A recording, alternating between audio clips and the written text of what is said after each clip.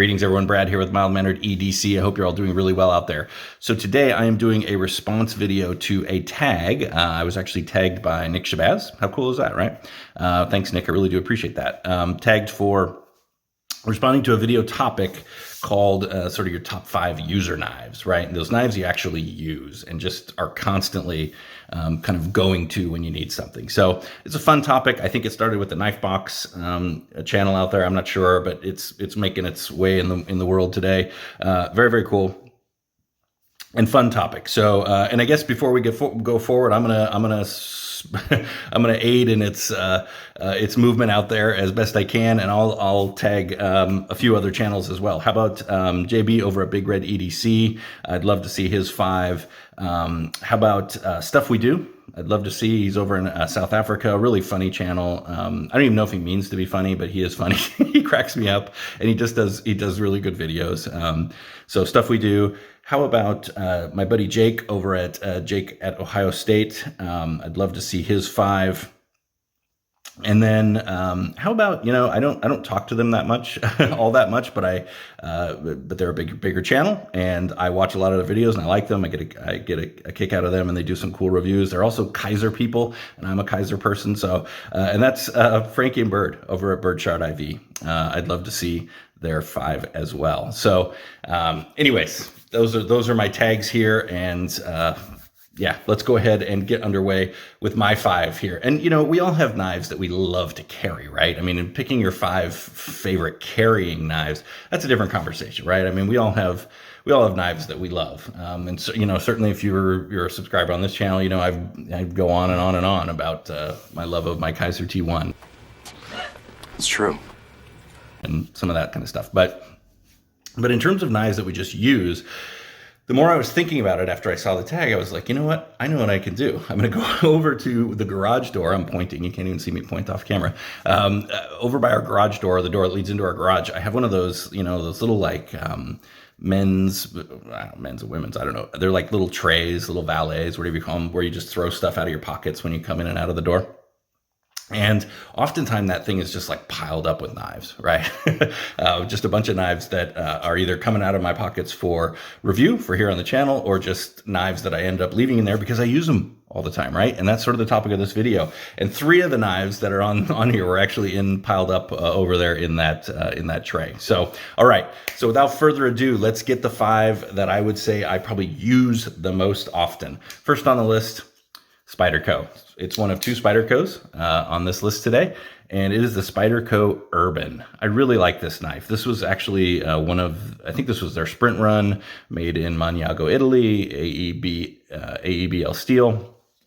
It's a modern slip, right? But it's one-handed open, one-handed closed, which I love. I love the tension on the back spring on this. It's a great action for a slip joint. In fact, this may be my favorite slip joint, period. I love this. In fact, I'd put this in my top 5 Spydercos for any occasion video.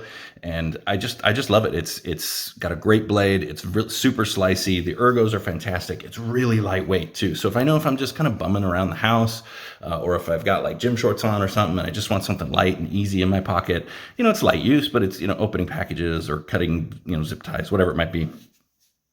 The Spyderco Urban is a great knife for that. So I love this knife. It's got a lot of use, and I carry it quite a bit. And it was in that valet over there by the door. Okay, so that's knife number 1. Knife number 2 is, I wouldn't be surprised if this shows up on a few lists. I think Professor EDC had a version of this on his list as well. It's the Hogue Dougritter, or Dougritter Hogue Mini RSK. This is just a fabulous knife on a lot of levels. Not only bang for your buck, you get 20 CV steel, you get this cool purple Damascus, right? How cool is that? I love that. Far out. I love that purple. I think they just came out with a blue one too, which is pretty neat. This is the smaller one, right? There's a bigger version out there, but these things are like $130 or $150, whatever it is, for a really, really excellently made knife with a great steel, cool handle material, scale material, a really nice clip, and it's lightweight, and it's just got an awesome, fun action, right? So it's just, there's a lot to like about this. And this is another one that, oh, geez, I just noticed, look at that. Ugh, I don't know what that is. I think I might've been sharpening a crayon. Yeah, it's green. That's what I'm telling myself. It was a crayon I was sharpening for one of my kids. Yeah. Yeah, but what was I saying? These knives, these are just great knives. This is another one that I would say I would carry, if I'm maybe wearing gym shorts or just have some lighter slacks on or something like that. I'm just running out of the house. Maybe I'm heading off to soccer practice with the kids or something like that. This thing just gets thrown in there, and it's awesome. I love carrying. I end up fidgeting with it in the car or whatever else. So yeah, that's a fun knife. Really do enjoy it, and it's on the list. So there you go. Second. Now the third knife on this list. This is not one that I bought it for review on the channel. Didn't expect to be like blown away by it, but thought it looked interesting and sort of wanted to review it, so I picked it up. And that's the QSP Hawk. And this knife is funny because, like I said, I didn't actually, and you can see, look at that. All these blades are actually a little dirty. I should probably clean my gear a little bit better and more often. But these are my users, right? These are my users. Forever unclean. But I guess the users are the ones you probably should clean more often. Anyways. Like I said, it's kind of a weird looking knife. It's got a weird design.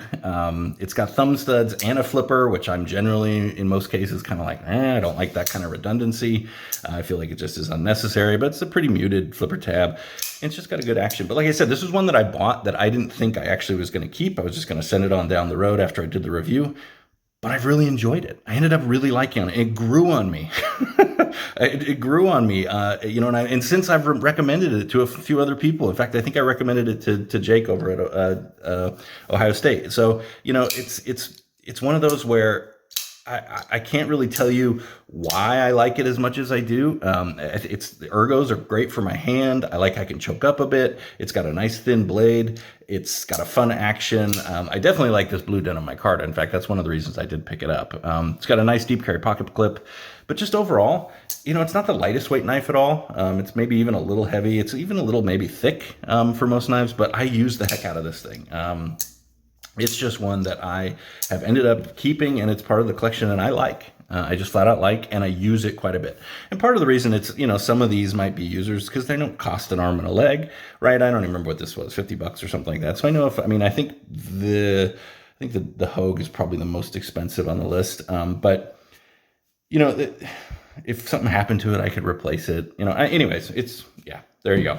There's the QSP Hawk. Very cool knife. All right, the second one. Or I'm sorry, the fourth one, second. The fourth one, definitely one that you can't replace, or I couldn't replace, or maybe I could if I tried. But it's an offshoot of Kunwu Knives, which has done a number of cool Kickstarter knives. But this one was their sort of foray into the budget world, and it's their sub-brand Ironfly. There's the name. And I've done a video on this on the best budget knife you don't own. It's in VG10 steel, which is perfectly fine, but it's got a nice big blade. It's got really, really good ergos on it. It's actually got a fabulous action. I think when I paid like $35 for this, which was insane. I mean, that was a ridiculous value in the Kickstarter. Like I said, I don't think you can buy many of these now. If you can, I think they're a bit more, but this is I'm going out in the yard. I might be hacking at some stuff. I might be deadheading some flowers. Who knows what I might be doing out there, digging around a little bit. This is the knife that I go to for that. Cutting a few straps for things. I mean, this is the knife, or if I'm making like a dump run or something like that, right? This is the knife that I generally pick up just because it's really solid. It is just a solid, really good user with a nice thick stock. Not thick in the sense that it's like overly thick and annoying or anything, but just sturdy thick. I don't worry about the tip breaking off or anything like that. VG10, easy to sharpen up when I use it. I just don't worry about abusing this knife, even though I know I probably can't replace it. But so far, it's held up to everything I've thrown at it, and I think it might be the cleanest of my 5 here. So anyways, that's what we've got here. The Ironfly Zesty. Very cool. It does have a little glass breaker on the end, which I'm kind of, I'm not huge on glass breakers, but the clip is reversible, so that's kind of neat. Anyways, this is a fun knife, and I enjoy this a lot. So there it is, Ironfly Zesty, and it's not only do I enjoy it, I use it quite a bit. It is a little on the heavy side, though. There you go. All right, the final knife on the list, it's the other Spyderco, and this one was the last of the 3 that was in the valet out there. That was these two, the Urban, the Mini RSK, and this. Yeah, this is the Spyderco Pacific Salt 2, basically, right? And Endura, I guess.